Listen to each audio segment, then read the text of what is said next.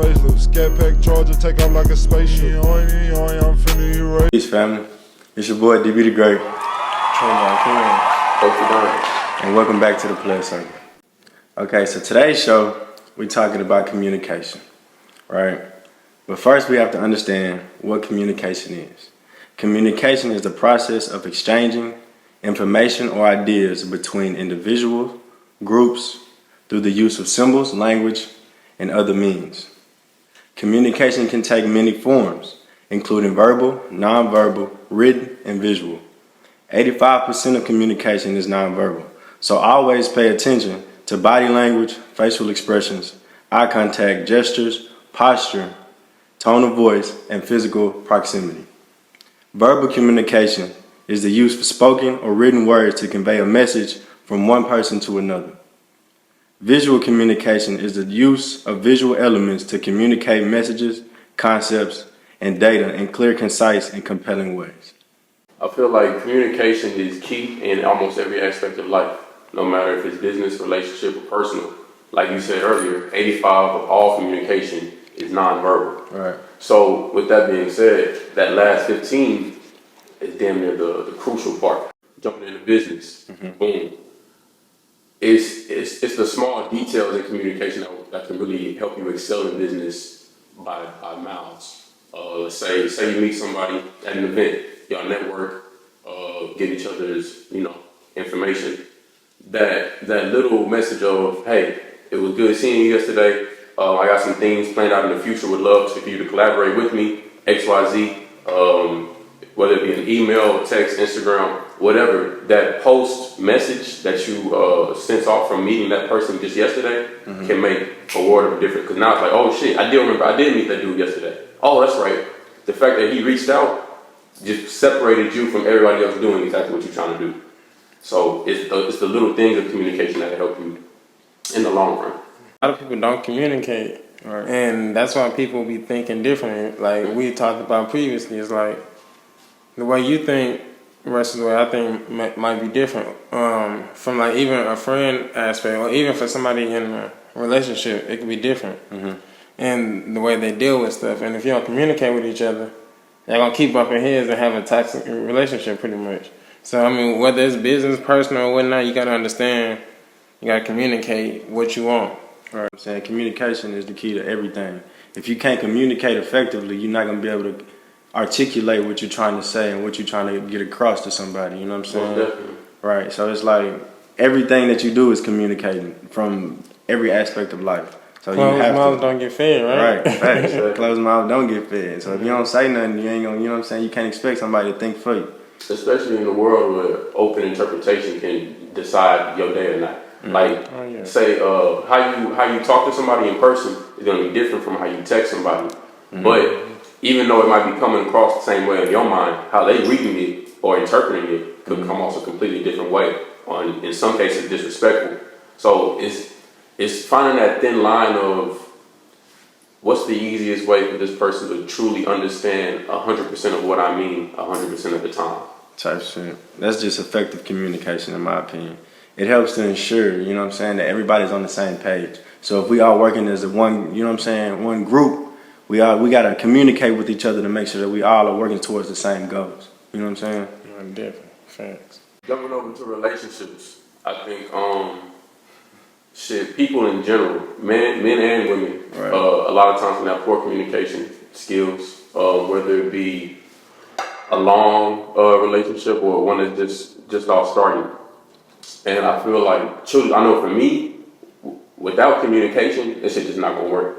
It don't matter if we just talking about, like just dating, an actual girlfriend, boyfriend relationship, or even marriage. None of those things with me involved are gonna flourish without communication. So I need like my partner to understand what I'm telling them, process it, and then not just listen to respond, but digest the information I'm giving them, and then hit me back with something that actually goes hand in hand with what I just said. Right. Because I think a lot of times it goes in one ear and out the other. Right. On not both listening sides. to respond, but listening to comprehend what you're saying. Exactly. Right. Because I promise you, that shit will save you a lot of stress and shit. shit, even a lot of shit, car parts, bandages. People get crazy over some bad communication. So I think something else that do help or would help people with communication is just reading books. Right. And reading certain things, feeding your brain, feeding your mind, and learning how to communicate in certain ways. It's 2 books. One of them is called Uncomfortable Conversations with a Black Man, though. So this book is just going into depth, just pretty much about how black people are growing up, and I feel like it was just more so he was talking about historically what black people went through and how it still affects them today. Right. And how, since it does affect them, they don't have those conversations. A lot of people, even with men, they hide emotions and whatnot. So in the book, he mainly talked about just having those conversations and communicating, exactly, having those uncomfortable conversations at the end of the day. Having uncomfortable conversations eliminates misunderstanding. You know what I'm saying? You have to be able to have those uncomfortable conversations to be able to get through something, or challenge a time if you having with somebody, right? Just say we into it. You know what I'm saying? And instead of us just fighting about it or taking it there, you know what I'm saying? We can sit down as grown men and look each other in the eye and communicate, okay, this is what I think and this is how I did what I didn't like about the situation, and you could tell me what you didn't like about the situation, and how can we come to some type of common ground and move forward, you know what I'm saying? Instead of it going to the extreme, you know what I'm saying? off the rip. Yeah, Right. yeah. Reading books, I think that's super important. That's something I'm working on myself. I'm trying to read more. But I know like you said also, it's hard to truly communicate how you feel if you don't really know the words to use, Right. or how to interpret what your brain is thinking. So I think reading books allows the reader to extend their vocabulary and almost illustrate what exactly they feel and saying at the same time. Right. And whether that it could just be one word of a difference that makes somebody think about your whole sentence as a completely different concept. Interpretation is so fickle. It's just how you said 85% of communication is nonverbal. Right. It's not only what you say, it's how you're saying it. Right. So if you have an extensive vocabulary and you're saying it with the intent to, not mean harm or disrespect, that shit goes a long way in everyday conversation, business, personal, relationship, all of it. Right. No, definitely. That pretty much goes back to the last episode, how we discussed having conversations and using numbers versus using words. Right? It's pretty much the same thing, I feel like. And that goes back to, again, reading books and expanding your vocabulary. Everything pretty much cycles back to each other. And then at the end of the day, you got to be a forever student. What's some positive forms of communication that y'all look for in a partner? You say positive forms of communication. Right. Start it off. Shit. Honestly, I would just say being able to communicate anytime something is wrong, anytime you're feeling some type of way, being able to talk about it. Yeah. And I say that with anybody. I tell people that all the time in relationships. Like, I don't care how you feel and where we at. Like, there's a place and time for everything, but there's also a way you say it too. Like you say, we're communicating. And if you're able to communicate, hey, I don't like the way you was acting, or, I'm mad, I'm feeling some type of way. That'll take you a lot further than holding that in and then arguing about it 2 weeks later. You think? Boy, yeah, that's a big one. Actually being able to comprehend, because that was the big one, what you said. Don't listen to just, reply to me. Actually listen to what I'm saying, process it, you know what I'm saying? Be empathize with what I'm saying, you know what I'm saying? Actually try to put yourself in my shoes and understand, so we can come to some type of common ground. Because if you can't be understanding with me, then what are we doing, bro? We wasting time, and time is money, you know what I'm saying? Time is everything. I'm not in the means of wasting no time with you. If we're not on the same page, then we gotta, separate. Yeah, facts. And like another thing, you know what I'm saying? Fuck being sexual, can we be intellectual? You know what I'm saying? Facts. No bullshit. Speaking facts, though. No, for real. I think a lot of times, not even just for me, I feel like it's multiple relationships where a man and a woman come together and one of them is upset, like you said earlier, and opposed to, hashing it out at that moment, they want to bring it up later. Now me, I'm understanding about it, because I know how stressful a day can be, right? So I understand 100% if you don't want to talk about it right now, but at some point we gotta talk about it. Right. We can't. Whatever the issue is, you can't just let that shit simmer, because eventually that whole gonna overflow. Yeah. Your emotions are gonna overflow. So I know a lot of people be like, "Oh, yeah, this is the situation, but fuck you, I don't want to talk about it. It's dead." That shit's not dead. It's not dead. That shit is but never look, dead. I feel like something else that would help with that too is like, say you making a pact to, we're not gonna go to sleep mad at each other. Right. So at the end of the day, I like that one. so yeah, at the end of the day, even if you don't talk about it then, we're gonna have to talk about it regardless before we go to sleep. It ain't no sleep because we got something to talk about. All right. Now, me myself, I've never like just officially moved in with somebody before. I never been on like a equal level. Right. Like I've had, you know, like a college situations where they come spend a night or maybe spend a whole week or some shit like that. Yeah. But moving in is a completely different world. So I couldn't imagine the type of stress you would be invoking on yourself to nightly routine go to bed angry with somebody that you have to that's sleep just next toxic. to. That's really Like toxic. you're not, That's because toxic. when you go to bed you're gonna wake up angry because Right. you're not gonna want But to. see, You're not gonna be close to that. If you're person doing that you every love. night, that means that y'all not communicating, right? Exactly. Exactly. So that goes back to, like we said, full circle. It's communication. Right. Shit. Effective communication helps to build healthy relationships, promoting understanding, trust, and respect between both of y'all. You know what I'm saying? Yeah, fact. Y'all don't have no trust and respect between y'all. Y'all, you know what I'm saying? It's in like a repeating cycle. Like, what are we doing? Right. You know what I'm saying? We can't communicate. We can't talk. We don't trust each other. This is just toxic. We need to go ahead and cut ties. You go your way. I'm gonna go my way. And you know what I'm saying? That's gonna be that. Right. And since we're on the topic of relationship communication, full circle again with the vocabulary. Just because we're upset with each other, don't mean we got to cuss each other out. Right. Don't mean we got to disrespect each other. We can find ways to communicate through a situation prior to it getting to that level of extent. Because once you go there, it's hard to come back down.